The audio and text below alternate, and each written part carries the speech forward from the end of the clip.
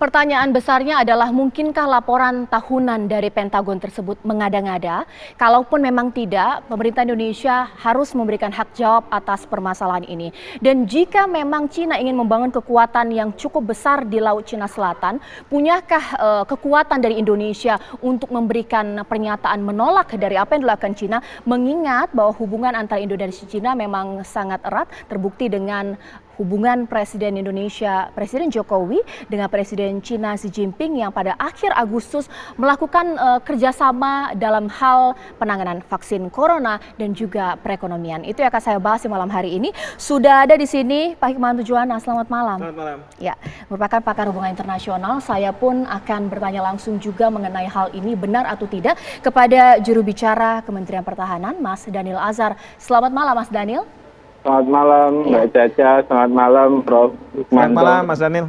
Ya, ada Pak Sulaiman B. Ponto juga yang nanti akan memberikan pandangan kita berbeda dari sisi militeristik pastinya. Tapi saya mau konfirmasi dulu kepada Mas Daniel. Mas Daniel, ini kan laporan tahunan dari Pentagon. Jadi sedikit banyak ada pihak mengatakan percaya dengan laporan tersebut. Saya kira pemerintah Indonesia wajib menjawab benar bahwa ada kerjasama ingin membangun pangkalan militer atau juga kerjasama militer dengan pemerintah Cina di Indonesia. Bagaimana?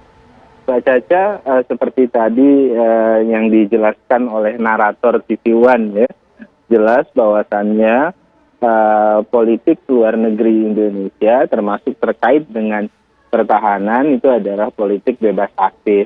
Dan kita memang tidak pernah terlibat dan masuk dalam fakta pertahanan manapun. Apalagi di kawasan ASEAN, Indonesia itu aktif sekali mendorong ASEAN sebagai zona damai, bebas, dan netral atau sering disebut sebagai JOPFAN, Zone of Peace, Freedom, and Neutrality.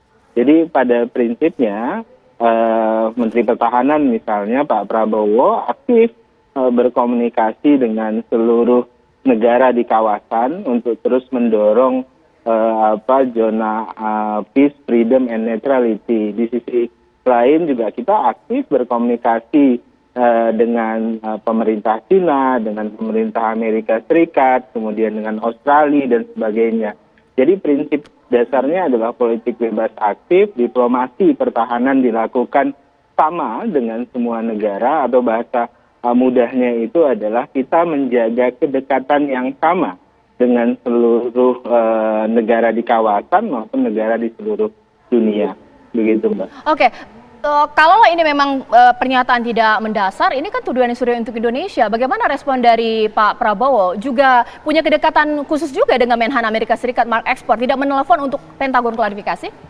Saya pikir tidak ada tuduhan ya, tidak ada tuduhan sama sekali di situ. Yang jelas, saya pikir di seluruh dunia, negara-negara Amerika, kemudian termasuk China, negara-negara lain, Australia, itu paham sekali dengan sikap dan doktrin politik bebas aktif kita, dan posisi kerjasama pertahanan kita itu dengan semua negara itu sama. Tadi prinsipnya saya sebutkan adalah kita menjaga kedekatan yang sama dengan semua negara. Jadi pada prinsipnya kami negara, dalam hal ini Kementerian Pertahanan, itu paham betul Kementerian Pertahanan Amerika, atau dalam hal ini Amerika, China, kemudian Australia, dan semuanya negara-negara di kawasan itu paham sekali dengan sikap pemerintah Indonesia terkait dengan politik bebas aktif ini. Oke, nanti saya akan tanya kepada Pak Hikmahanto bahwa sepakatkah kita bahwa politik luar negeri bebas aktif masih bisa kita pegang, mengingat saat ini target Cina adalah menguasai 80% Laut Cina Selatan sesaat lagi. Di Apa Kabar Indonesia Malam?